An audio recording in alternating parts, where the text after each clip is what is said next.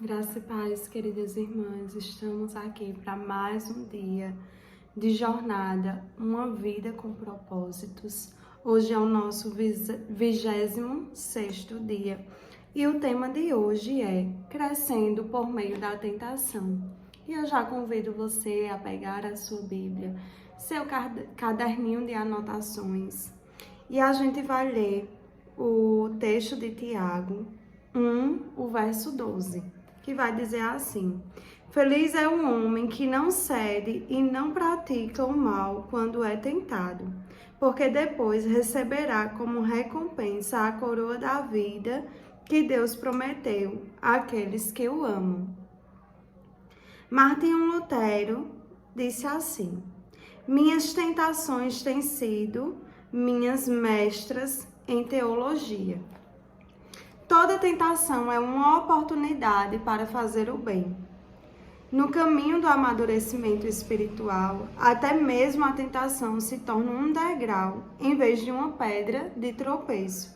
Quando você percebe que ela é uma oportunidade, tanto para fazer a coisa certa, quanto para agir de maneira errada. A tentação apenas apresenta uma escolha. Embora ela seja a principal arma de Satanás para destruir você, Deus quer utilizá-la para fortalecê-lo. Toda vez que você escolher fazer o bem, em vez de pecar, está desenvolvendo o caráter de Cristo. Para compreender isso, você deve primeiro identificar as qualidades do caráter de Jesus. Uma das mais concisas descrições de seu caráter é o fruto do Espírito.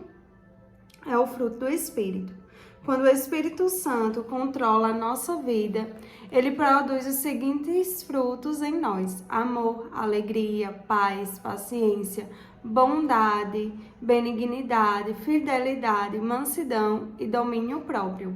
Gálatas 5, do 22 ao 23. Essas 9 qualidades são a expressão do grande mandamento e constituem uma bela descrição de Jesus Cristo. Ele concentra de modo perfeito numa única pessoa o amor, a alegria, a paciência e todas as outras virtudes mencionadas. Ter o fruto do Espírito Santo é ser semelhante a Cristo. Mas como o Espírito Santo produzirá em nossa vida esse fruto com 9 qualidades? Ele as cria de modo instantâneo? Será que um dia, ao se levantar pela manhã, você será repentinamente abastecido de forma plena com essas características? A resposta é não. O fruto sempre se desenvolve e amadurece lentamente. Esta afirmação é uma das mais importantes verdades espirituais que você poderá aprender. Deus desenvolve o fruto do Espírito em sua vida, permitindo que você vivencie situações nas quais será tentado a exteriorizar uma qualidade exatamente oposta. O desenvolvimento do caráter sempre envolve uma escolha e a tentação propicia essa oportunidade. Por exemplo, Deus nos ensina a amar, colocando pessoas desagradáveis ao nosso redor. Amar pessoas desagradáveis e que ainda por cima são amáveis conosco não exige nenhum caráter. O Senhor nos ensina a verdadeira alegria no meio da aflição, quando nos voltamos para Ele. A felicidade depende de circunstâncias externas, mas a alegria fundamenta-se no relacionamento com Deus. O Senhor promove a verdadeira paz dentro de nós, não fazendo com que tudo saia como planejamos, mas permitindo períodos de confusão e insegurança. Qualquer um pode se sentir tranquilo observando um belo pôr do sol ou relaxando durante as férias, mas aprendemos a verdadeira paz quando optamos por confiar em Deus em situações nas quais somos tentados a ceder à preocupação e ao medo. Da mesma forma, a paciência é desenvolvida em situações nas quais somos forçados a esperar, enfrentando a tentação de nos entregarmos à ira por causa de nosso pavio curto. Deus recorre à situação oposta de cada fruto para nos permitir escolher. Você não pode afirmar que é bom se jamais foi tentado a ser mal. Não pode se dizer fiel se nunca foi tentado a ser infiel. A integridade é construída ao se derrotar a tentação da desonestidade. A humildade cresce quando nos recusamos a ser arrogantes. A perseverança desenvolve-se sempre que resistimos à tentação de desistir. Cada vez que você derrota uma tentação, torna-se um pouco mais semelhante a Jesus. Como a tentação se manifesta. É bom saber que Satanás é absolutamente previsível. Ele tem usado a mesma estratégia e os velhos truques desde que o mundo foi criado. Todas as tentações seguem um padrão idêntico. É por isso que Paulo declara: estamos bem familiarizados com os seus esquemas malignos. 2 Coríntios 2:11. A Bíblia ensina que a tentação segue um processo de 4 etapas, que Satanás fez uso tanto na tentação de Adão e Eva quanto na de Jesus. Na primeira etapa, Satanás identifica um desejo dentro de você. Pode ser um desejo pecaminoso, como o de vingança ou de controlar os outros. Pode ser um desejo normal e legítimo, como o de ser amado, ser valorizado e sentir prazer. A tentação começa quando Satanás sugere com um pensamento que você ceda a um desejo maléfico ou realize um desejo legítimo da maneira errada ou na hora errada. Cuidado com os atalhos. Frequentemente são tentações. Satanás sussurra: você merece isso, você deve ter isso agora. Será emocionante, gratificante e fará com que você se sinta melhor. Costumamos pensar que a tentação está ao nosso redor, mas Deus diz que ela começa dentro de nós. Se você não tiver o desejo interiorizado, a tentação não tem como atraí-lo. Ela sempre começa na mente, não por meio de circunstâncias. Jesus disse: pois do teu interior, do coração dos homens, vêm os maus pensamentos, as imoralidades sexuais, os roubos, os homicídios, os adultérios, as cobiças, as maldades, o engano, a devassidão, a inveja, a calúnia, a arrogância e a insensatez. Todos esses males vêm de dentro e tornam o homem impuro. Marcos 7, do 21 ao 23. Tiago afirma que existe um exército inteiro de maus desejos dentro de você. Tiago 4, 1.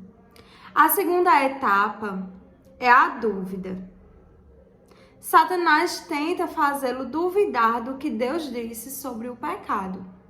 Será que é mesmo errado? Será que Deus realmente proibiu fazer isso? Não é possível que Deus tenha proibido isso para outro povo em outra época? Deus não quer que eu seja feliz? A Bíblia adverte: cuidado, não deixem os maus pensamentos e as dúvidas levarem algum de vocês a se afastar do Deus vivo. Hebreus 13, 12. A terceira etapa é um engano. Satanás é incapaz de falar a verdade. Por isso é chamado pai da mentira. Vê João 8,44. Tudo que ele lhe disser será falso, ou nada além de meia verdade. Ele oferece a mentira em substituição ao que Deus já diz em sua palavra. Satanás diz: você não vai morrer. Você será mais sábio do que Deus. Você pode não ser punido por isso. Ninguém vai saber. Isso vai resolver seus problemas. Além do mais, todos estão fazendo isso. É um pecado insignificante, mas um pecadinho é como uma gravidez recente, acabará aparecendo. A quarta etapa é a desobediência. Você acaba agindo de acordo com a ideia que vinha cogitando na mente. O que começou como uma ideia, nasce como uma conduta. Você cede a qualquer coisa que chamar sua atenção. Acredita nas mentiras de Satanás e cai na armadilha sobre a qual Tiago nos alerta. As pessoas são tentadas quando são atraídas e enganadas pelos seus próprios maus desejos. Então, esses desejos fazem com que o pecado nasça. E o pecado, quando já está maduro, produz a morte. Não se engane, meus queridos irmãos. Tiago 1, do 14 ao 16. Superando a tentação. Compreender como a tentação se manifesta é bastante proveitoso, mas alguns passos são necessários para que você venha superá-la. Primeiro, recuse-se a ser intimidado. Muitos cristãos são aterrorizados e aviltados por pensamentos tentadores, sentindo-se culpados por não estarem fora do alcance da tentação. Eles sentem vergonha pelo simples fato de terem sido tentados, sinal de que não entendem o verdadeiro significado de maturidade espiritual. Você jamais se livrará da tentação. Em certo sentido, você pode considerar a tentação um elogio. Satanás não precisa tentar aqueles que já fazem a vontade dele, pois já lhe pertencem. A tentação é um indício de que Satanás odeia você, mas não um sinal de fraqueza ou de vida profana. Isso também faz parte de nossa natureza, pois somos humanos e vivemos num mundo destruído de Deus. Isso também faz parte de nossa natureza, pois somos humanos e vivemos num mundo destituído de Deus. Não fique surpreso, abalado ou intimidado por isso. Seja realista quanto à inevitabilidade da tentação. Você jamais poderá evitá-la completamente. A Bíblia diz: quando chega a tentação, mas não se chega à tentação. Paulo orienta. Lembre-se de que as tentações que surgem na vida de vocês não são diferentes das que os outros enfrentam. 1 Coríntios 10, 13. Ser tentado não é pecado. Jesus sofreu tentação, embora nunca tenha cometido pecado. Vê Hebreus 4, 15. A tentação só se torna pecado quando você se entrega. Lutero afirma: não podemos evitar que os pássaros voem sobre a nossa cabeça, mas podemos evitar que façam ninho sobre ela. Você não pode impedir o diabo de lhe sugerir pensamentos, mas pode escolher não assimilá-los ou agir de acordo com eles. Por exemplo, muitos não sabem a diferença entre a atração física ou excitação sexual e sensualidade. Não são a mesma coisa. Deus fez de cada um de nós um ser sexuado, e isso é bom. Atração e excitação são reações naturais e espontâneas. Uma inclinação afetiva concedida por Deus como resposta à beleza física. Já a lascívia é uma atitude deliberada de desejo. É a escolha de comprometer sua mente com algo que você gostaria de fazer com o seu corpo. Você pode se sentir atraído ou mesmo excitado, sem escolher pecar pela lascívia. Os homens cristãos, principalmente, sentem-se culpados quando os hormônios que foram concedidos por Deus exercem o devido efeito fisiológico. Quando reparam numa mulher atraente, presumem que isso já é lascívia e sentem-se envergonhados e culpados. No entanto, a atração não equivale a desejo sexual ilícito, até que você comece a insistir nisso. Na verdade, quanto mais próximo de Deus você fica, mais Satanás se esforça para tentá-lo. No instante em que você se torna filho de Deus, Satanás, como assassino de aluguel, fecha um contrato para acabar com você. Você agora é inimigo, por isso conspira para a sua derrocada. Às vezes, enquanto você está orando, Satanás sugere um pensamento mau ou bizarro, apenas para distraí-lo e envergonhá-lo. Não fique assustado ou envergonhado com isso. Entenda que Satanás teme as suas orações e tentará de tudo para interrompê-las. Em vez de ficar se condenando com indagações do tipo, como pude pensar uma coisa dessas? Considere isso uma distração provocada por Satanás e volte imediatamente a se concentrar em Deus. Em segundo lugar, reconheça seu padrão de tentação e prepare-se. Há situações que o deixam mais vulnerável a tentações do que outras. Algumas circunstâncias farão você tropeçar quase imediatamente, enquanto outras não incomodarão muito. São situações preparadas para atacar seus pontos fracos e você precisa também identificá-los, pois Satanás certamente os conhece. Ele sabe exatamente o que pode fazer você cair e trabalha incessantemente para cercá-lo com suas circunstâncias. Pedro adverte: estejam sempre atentos, o diabo está querendo atacar e não quer outra coisa senão apanhar de vocês desprevenidos. E não quer outra coisa senão apanhar vocês desprevenidos. 1 Pedro 5,8. Pergunte a você mesmo: quando sou mais tentado? Em que dia da semana? A que hora do dia? Pergunte: em que lugar sou mais tentado? No trabalho, em casa, na casa do vizinho, num bar, no aeroporto, num hotel fora da cidade?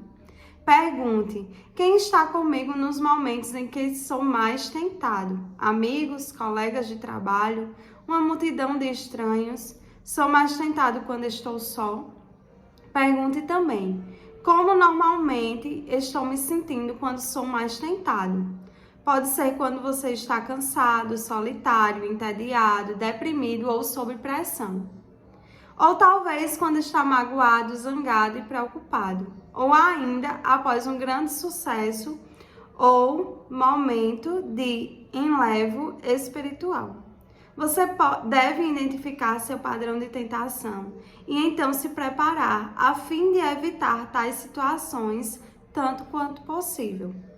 A Bíblia nos adverte continuamente em nos prevenirmos para enfrentar a tentação.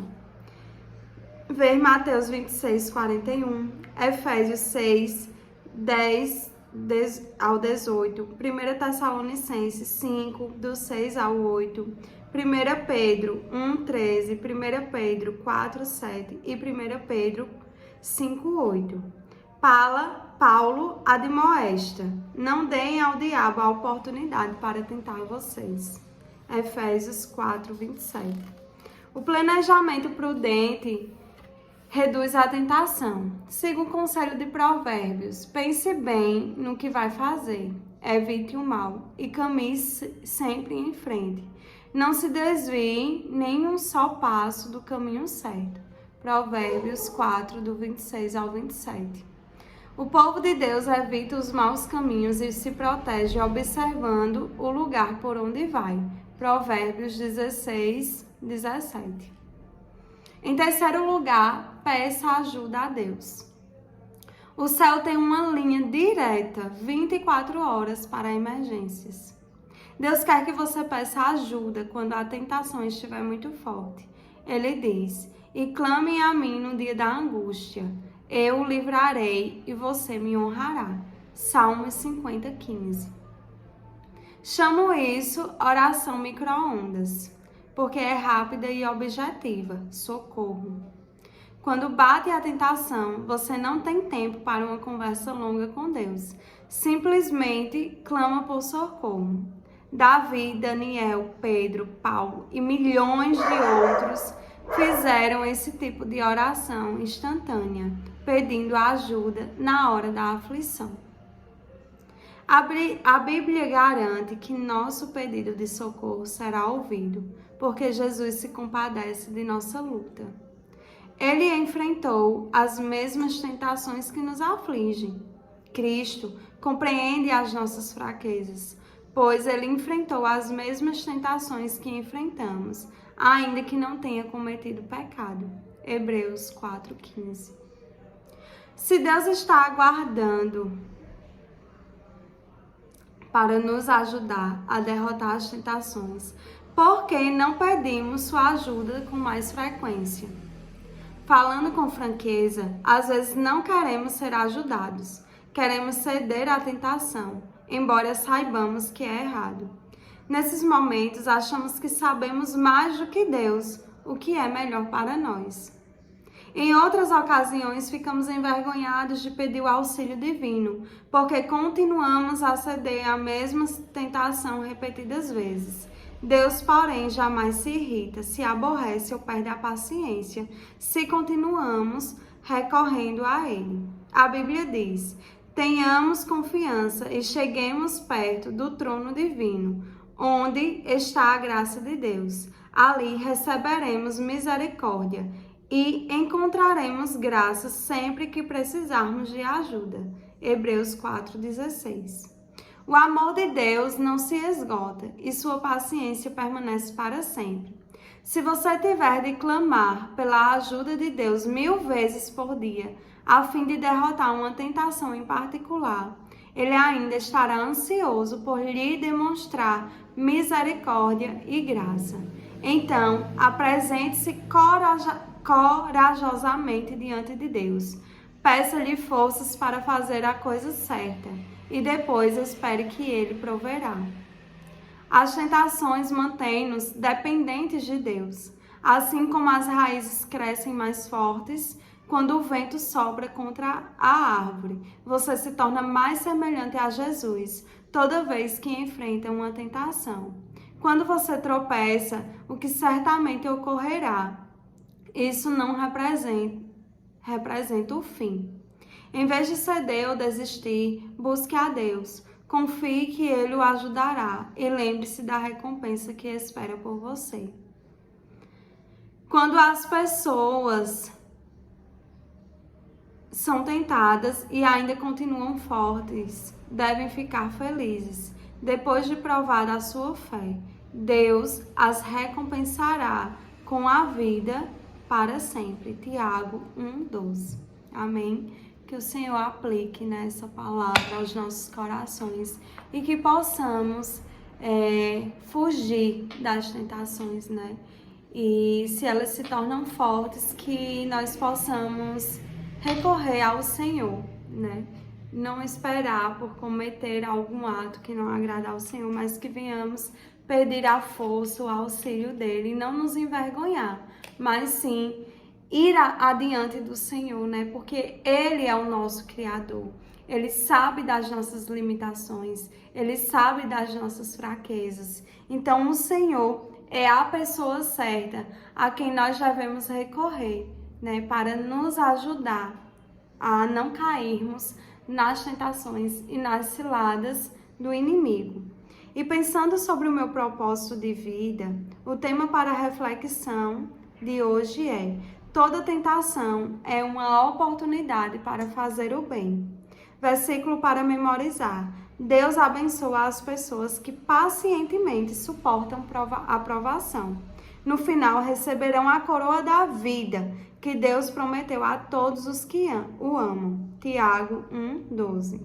E a pergunta para a nossa meditação no dia de hoje é: que atributo do caráter cristão posso desenvolver para derrotar minha maior tentação? Amém? Amanhã, permitindo o Senhor, estaremos aqui para mais um dia de jornada. Deus abençoe o seu dia.